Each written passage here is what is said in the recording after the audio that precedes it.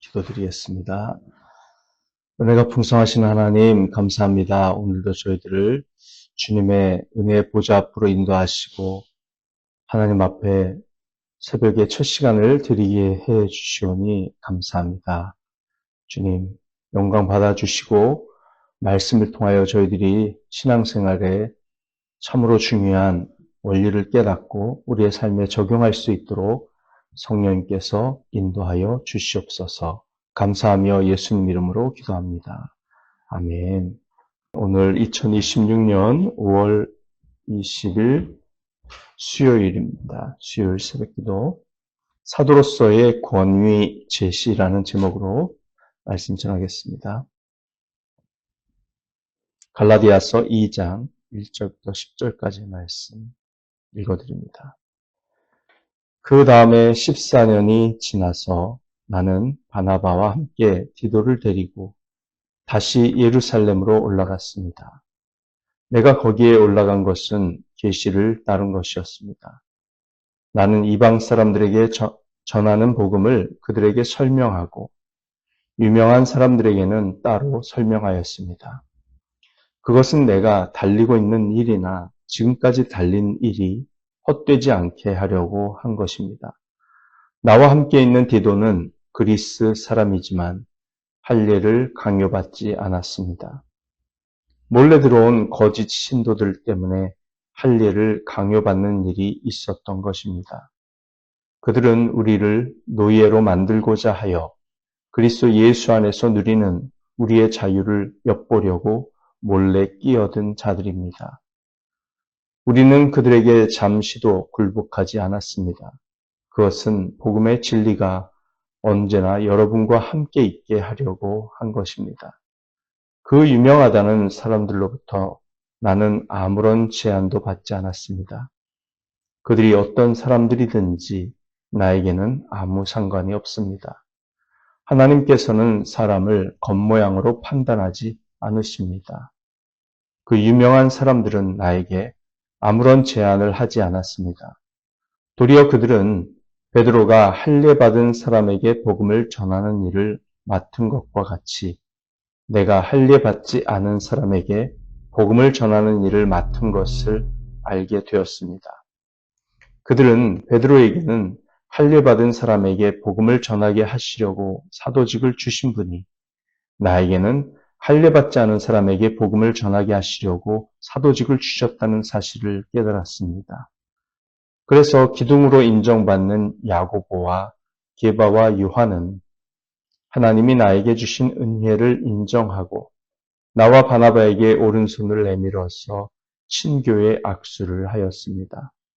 그렇게 하여 우리는 이방 사람에게로 가고 그들은 할례받은 사람에게로 가기로 하였습니다. 다만 그들이 우리에게 바란 것은 가난한 사람을 기억해 달라고 한 것인데 그것은 바로 내가 마음을 다하여 해오던 일이었습니다. 아멘. 네, 자 갈라디아서의 이 부분은 바울의 변론으로 그가 자신의 사도직이 실제로 하나님께로부터 온 것임을 분명히 밝히고 증명하는 내용입니다.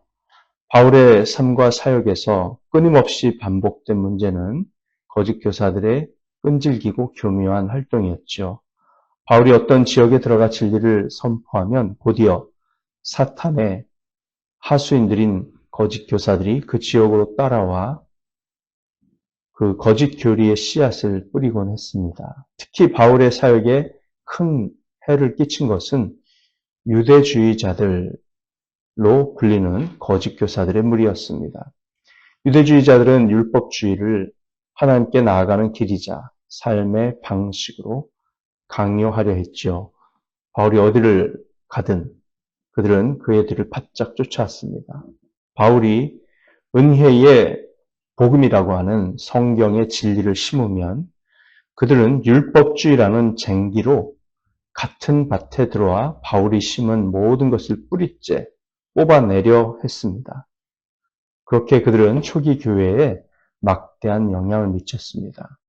그들은 확실히 초기 교회를 혼란에 빠뜨렸던 썼던 것이죠. 자, 바울은 세 가지 방식으로 자신을 변호합니다. 첫째는 갈라디아서 1장 10절부터 24절까지 해서 사도로서의 자격을 입증하고 그 자격을 확실히 보여주었습니다. 둘째로 오늘 우리가 살펴볼 2장 1절부터 10절까지의 말씀에서는 사도로서의 권위를 제시합니다. 아까는 자격이고 이번에는 권위입니다. 1장 10절부터 24절까지는 바울의 개인적인 간증을 제시할 뿐입니다. 하지만 우리가 살펴볼 2장 1절부터 10절에서는 바울을 알고 있던 다른 사도들이 바울을 사도로서 인정하고 추천했다는 것을 제시합니다. 즉 사도들의 추천이 여기서 제시가 되고 있는 것이죠. 따라서 바울의 삶의 간증과 사역의 모습에다가 그 모든 것을 보고 동의한 다른 사도들의 인정이 추가됨으로써 바울의 사도적 권위는 한층 더 세워집니다. 셋째로 오늘 읽지 않았지만요. 갈라디아서 2장 11절부터 21절에서는 사도적 확신을 보여줌으로써 자신의 사도직을 변호합니다. 자, 무슨 뜻이냐면요. 바울이 사도 베드로를 만났는데 베드로가 실수를 저지르고 있었습니다. 기억나시나요? 안디옥에 온 베드로가 이방인 그리스도인들과 함께 식사를 하다가 예루살렘의 지도자이자 예수님의 동생인 야고보로부터 보냄받은 몇몇 사람이 오자 그때부터는 그 할례를 받은 유대인 그리스도인들을 두려워하여 그들이 오기 전에 그 식사 자리를 급히 떠났던 일이 있었습니다. 그 베드로의 위선 때문에 바나바도 그 위선에 동참하는 일이 생겼던 것이죠. 그때 바울이 어떻게 했는지 아세요? 그는 베드로를 정면으로 공개적으로 다른 사람들이 듣는 앞에서 그 태도를 지적했습니다.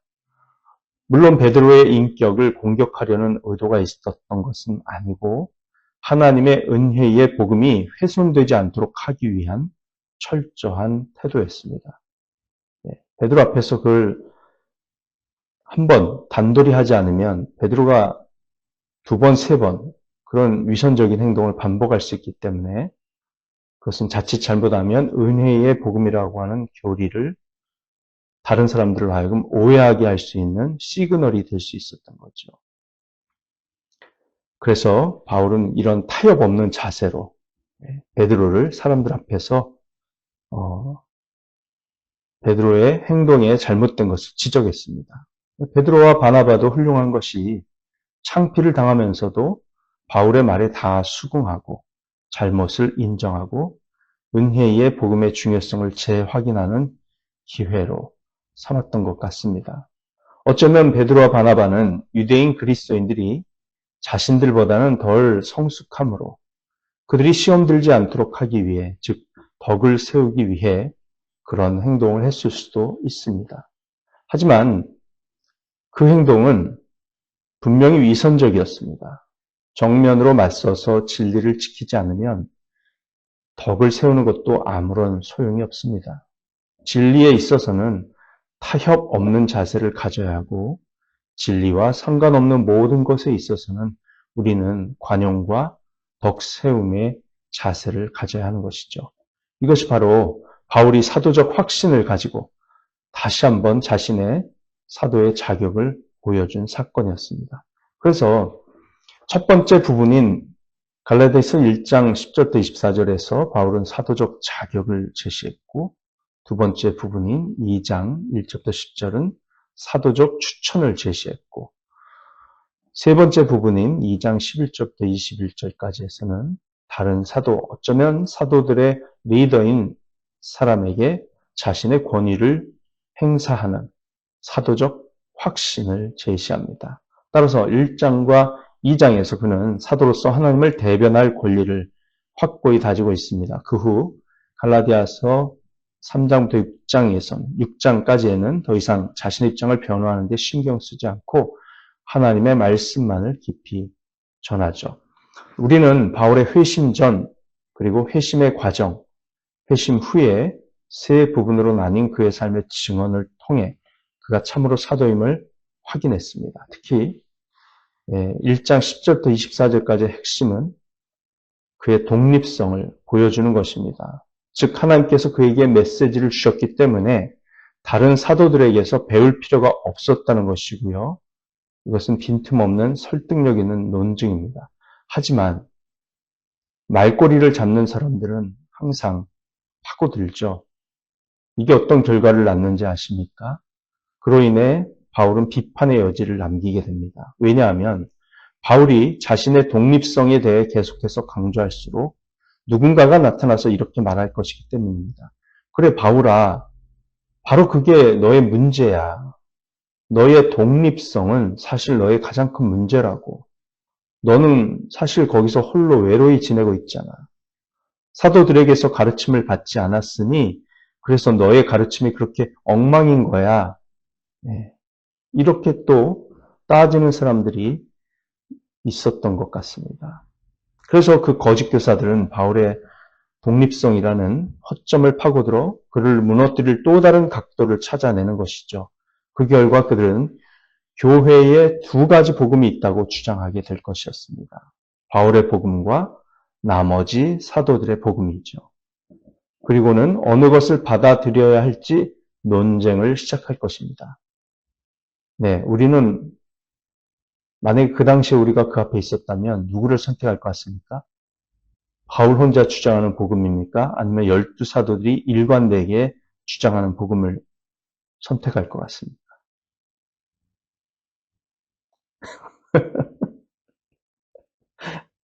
예, 쪽수 많은 쪽이 더 우세하죠. 네. 그래서 바울은 이 문제를 그냥 넘어가면 안 되겠다. 이렇게 생각한 겁니다. 그래서 그의 대답을 2장 1절부터 10절까지 바울이 제시한 겁니다. 그의 대답이 무엇일까요? 자, 이제 2장에서 중요한 사실을 바울이 제시합니다. 그는 14년 후에 예루살렘을 방문하여 더 오래 머물렀을 때 사도들과 대화를 나누었다고 말을 하고 있습니다. 예전에 14년 전에는 베드로만 만났고 예수님의 동생 야고보 만났었는데 이번엔 사도들을 만났어요. 그들이 자신을 사도로서 또 그의 복음의 내용 및 사역의 결과를 인정하고 칭찬해 주었다는 사실을 제시합니다. 즉 바울은 다른 사도들로부터 인정과 추천을 받았다는 사실을 공개함으로써 그 거짓 교사들의 논리를 반박합니다. 다음으로 자신이 오히려 사도로서의 확신과 은혜의 복음에 굳게 선 사람으로서 사도들의 대표격인 베드로에게 한 수 가르쳐 주었다는 사실을 공개함으로써 더욱 거짓 교사들의 논리를 반박하는 것이죠. 너무나 설득력 있는 내용입니다. 자, 이제 1절부터 10절까지의 내용을 살펴보겠는데요. 이 사도적 추천을 제시한 부분을 네 부분으로 나누어 보겠습니다.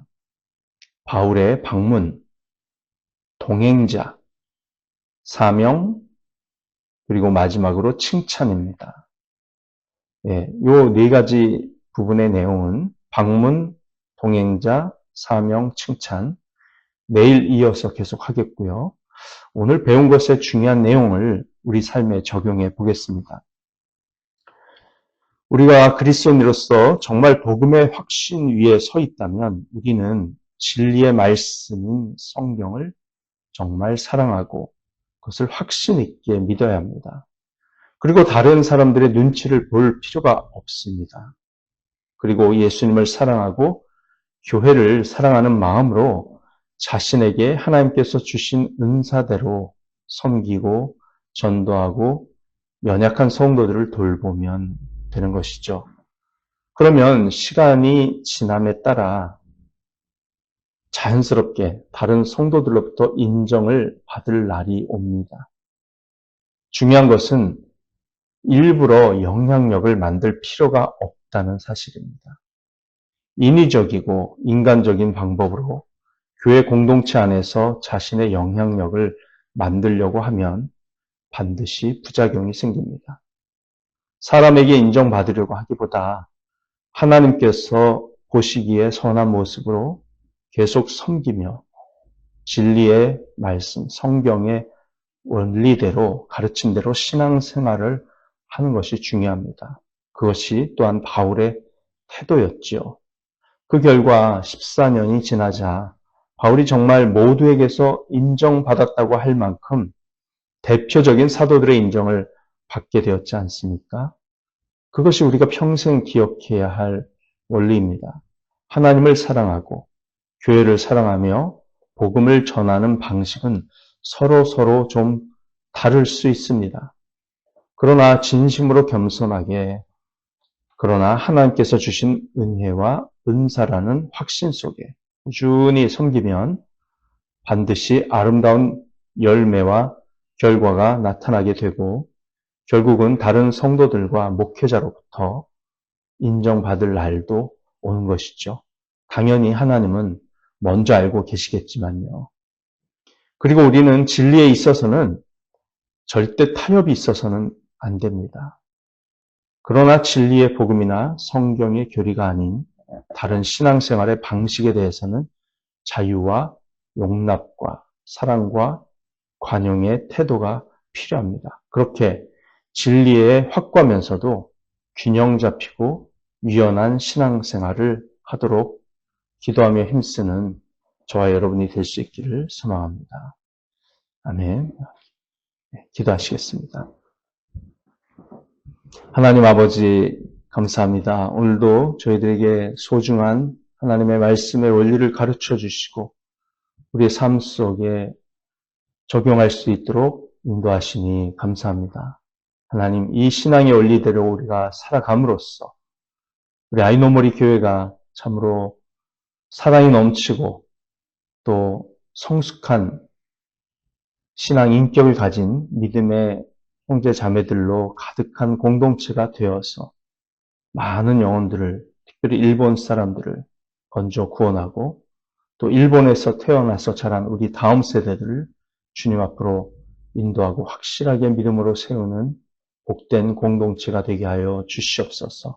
그리하여 아이노모리 교회가 일본 땅에 교회를 개척하고 목회자를 세우고 또 해외에 선교사도 파송할 수 있는 그 날이 올 때까지 묵묵히 주님 앞에 순종하며 섬기는 가운데 언젠가 아름다운 열매를 맺는 그 날을 보게 하시고 기뻐하며 주님께 찬양 영광 올려드릴 수 있도록 도와주시옵소서. 남들이 알아주지 못하는 기간이 있다 할지라도 하나님께서는 다 아신다는 것을 기억하고 늘 주 앞에서 위로받으며 하나님 앞에서 참으로 저희들이 담대하게 묵묵히 꾸준히 인내하며 신앙생활 할 수 있는 힘과 위로와 소망을 더하여 주시옵소서. 감사하며 예수님 이름으로 기도합니다. 아멘. 예, 사랑으로 축복합니다. 오늘도 복된 하루 되시고 기도로 승리하시고요. 또 시간 되시는 분은 수요일 때 만나도록 하겠습니다.